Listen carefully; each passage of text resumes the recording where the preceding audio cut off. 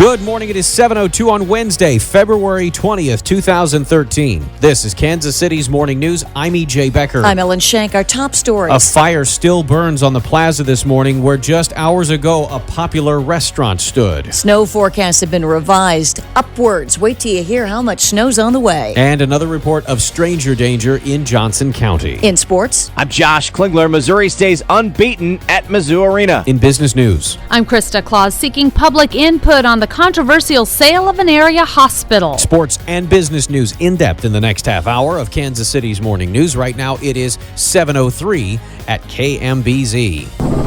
We have, boy, what a scene this is. We got a huge snorkel truck here spraying water right directly, almost vertically down on this fire, and a huge column of black smoke. I'm going to guess that's at least 150 feet in the air.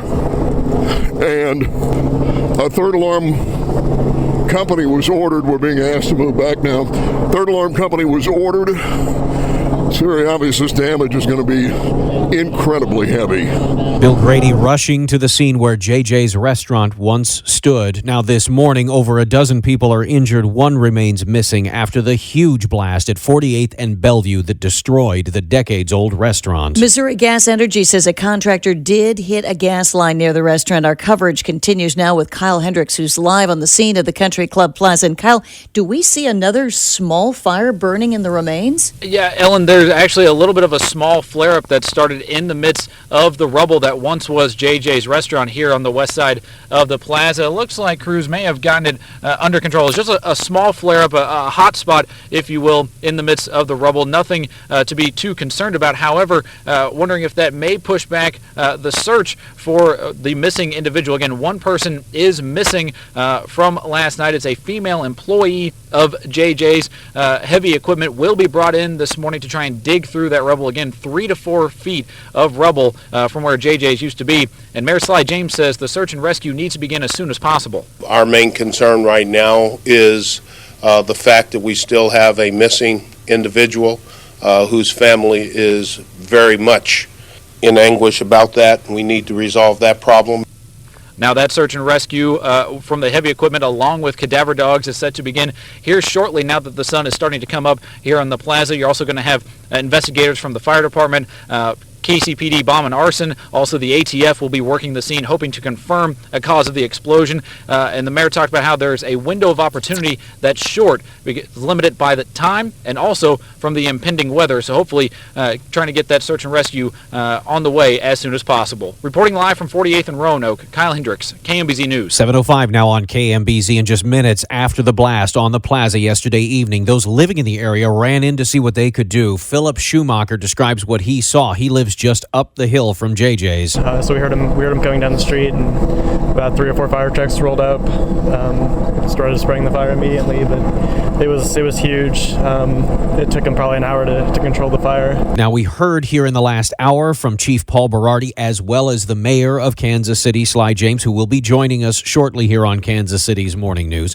We were told in this morning's press conference that in the process of this fire, it went from a 2-alarm fire to a 3-alarm fire and eventually to a 4-alarm fire, as they called in even more crews to try and keep the fire from spreading and check the structural integrity of the buildings that surrounded JJ's. A 4-alarm fire, even though they got there within 4 minutes of the first call. That's what it escalated to. Including the, something like 12 ambulances on the scene almost immediately.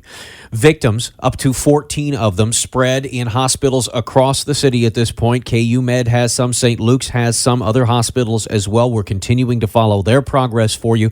And every 4 hours today, we are told, we will be updated on the progress in the investigation and the search for the missing JJ's employee. Every 4 hours, 10:30 is the next time we will have a press conference, at which point the mayor and the chief indicate they hope to have this wrapped up. They hope that they will know what they need to know about the investigation. Well, they need to have it wrapped up because we have 6 to 10 inches of snow on the way starting late tonight. And that is the other big story of the morning. A winter storm warning goes into effect around midnight tonight. It stretches from eastern Colorado to western Illinois. Channel 9 weatherman Joel Nichols has the latest on the storm. There's been very little change since yesterday other than slowing down a little bit, so we'll have some flakes and flurries in the evening, but it really gets intense about the middle of the night and still looks like the morning morning rush hour will be very complicated, and even the Thursday afternoon rush hour. We'll still have snow falling then. And the 24-hour winter storm warning, midnight tonight until midnight Thursday. So, of course, snow plows will be out on the roadways tonight and into tomorrow. Our Valerie Perezzo has more on what MoDOT is doing this time around. By the end of the night, the roads are going to be nothing like they are right now. MoDOT spokesman Steve Porter says crews will be working 12-hour shifts to keep the slick stuff to a minimum. The way this storm seems to be coming in is we may be getting a lot more than we've had this winter. So it could be a long duration, long event. We'll be out there throughout the period. Steve says they'll have to wait until the updated forecast models come in to determine whether or not they can pre-treat. He anticipates a busy morning commute on Thursday with a lot of clearing equipment on the interstates and major highways.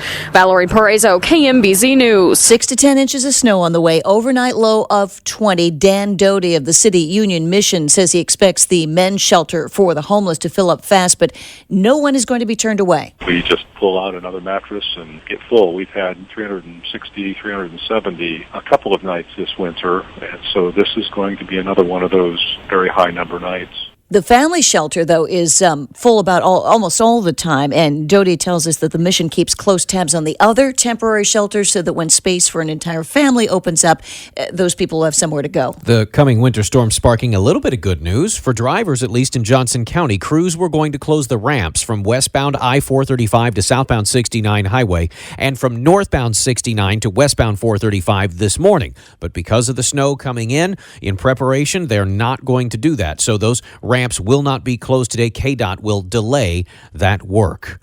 Our headlines continue after traffic and weather together every 10 minutes on the nines. It is now 7:09 on Kansas City's Morning News. Let's check both sides of the state line for you.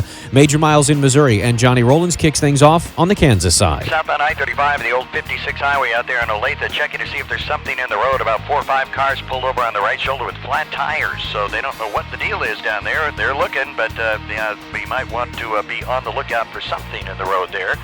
So you're not a victim of that. The rest of the roads look fine. The 69 highway run up to the Orbital Parkway, 435 on up to I-35 from 151st Street, looking at about 14 minutes right now. From KMBZ's News Chopper 9, I'm Johnny Rollins. Now with your KMBZ flybys, here's Major Miles.